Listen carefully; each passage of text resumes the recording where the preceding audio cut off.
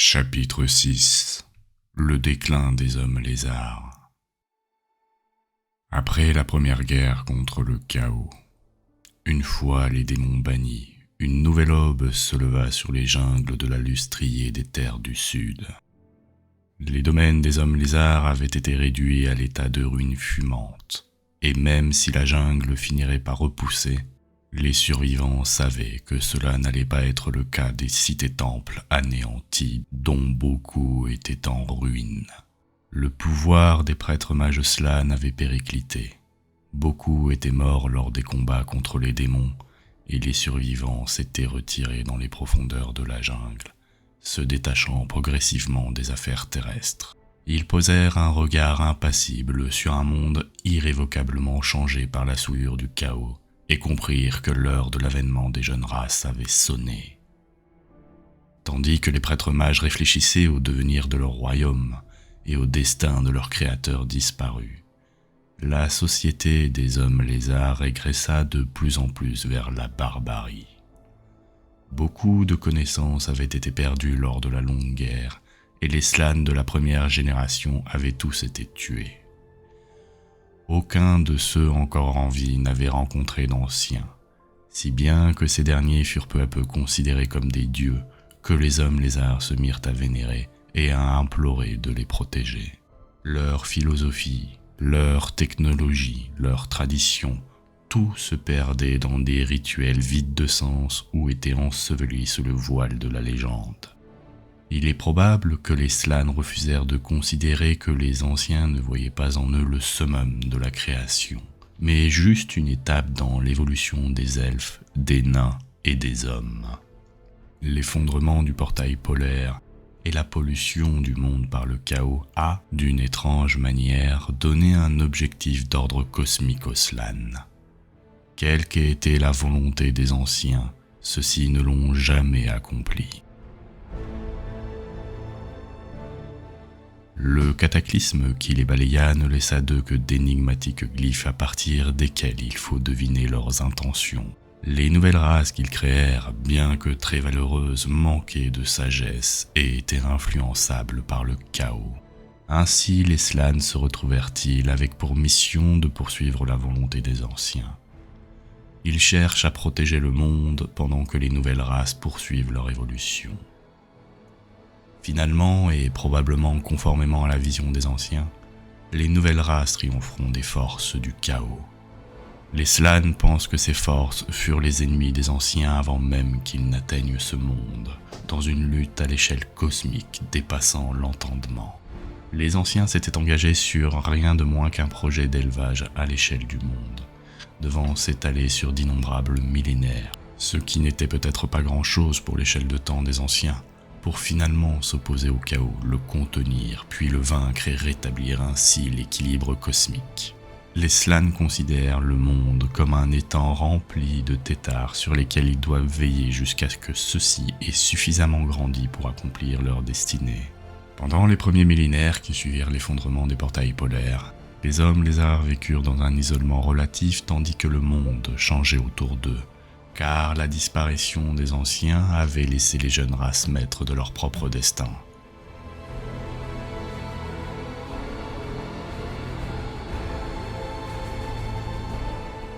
Chapitre 7. Le développement des elfes. Après la disparition des Narions, le désordre régnait partout sur les terres d'Ulturan.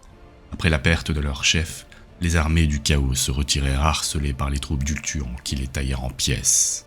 Le pays retrouva la paix, mais l'âge d'or était passé pour toujours.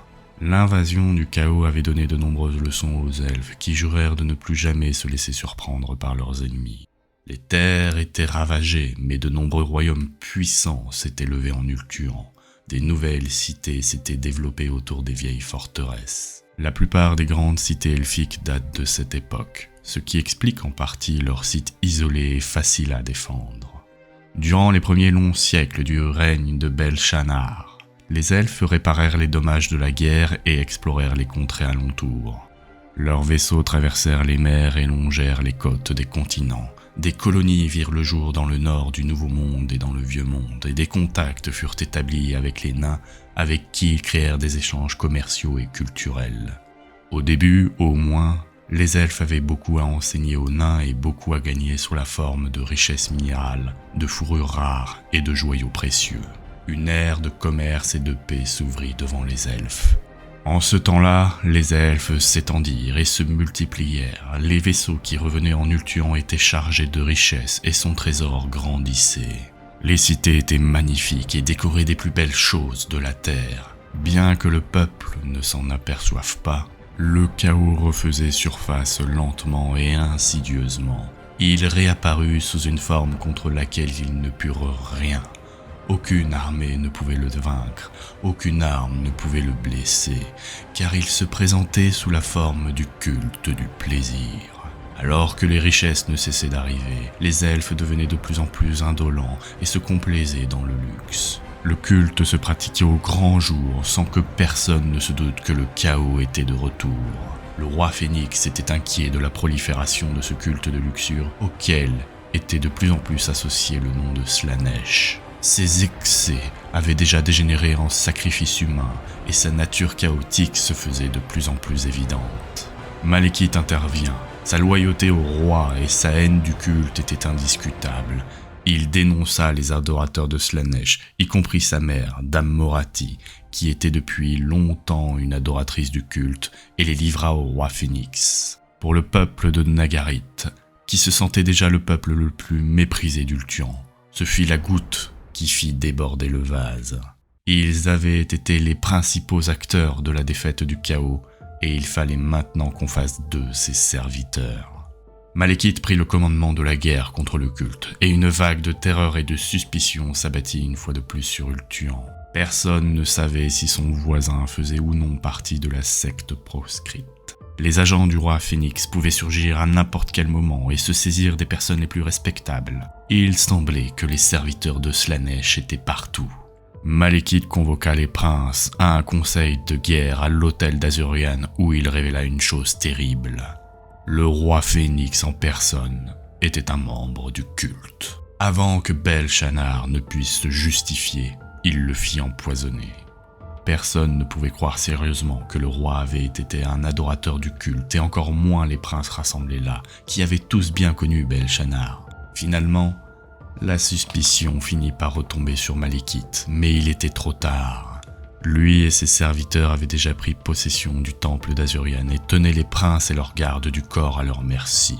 Malekith s'était emparé de la couronne du défunt roi Phénix, et la vérité éclata enfin. Croyant qu'il lui suffirait de tuer les princes et de se couronner lui-même, Malekith s'avança dans la flamme sacrée, persuadé que, comme son père avant lui, il pouvait endurer l'épreuve.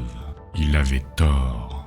La flamme d'Azurian n'accepta pas que son corps impur la traverse. Ses cris furent si terribles qu'aucun des témoins ne les oublièrent jusqu'à la fin de leur jour. Malekith était pris dans les flammes. Il se jeta hors du feu par le côté où il était entré. Il était carbonisé. Croyant leur chef mort et craignant le courroux d'Azurian, ses serviteurs effrayés emportèrent son corps, laissant derrière eux les plus nobles des princes elfiques, assassinés sur les dalles froides du temple. Ainsi commença une ère de tragédie et de conflits.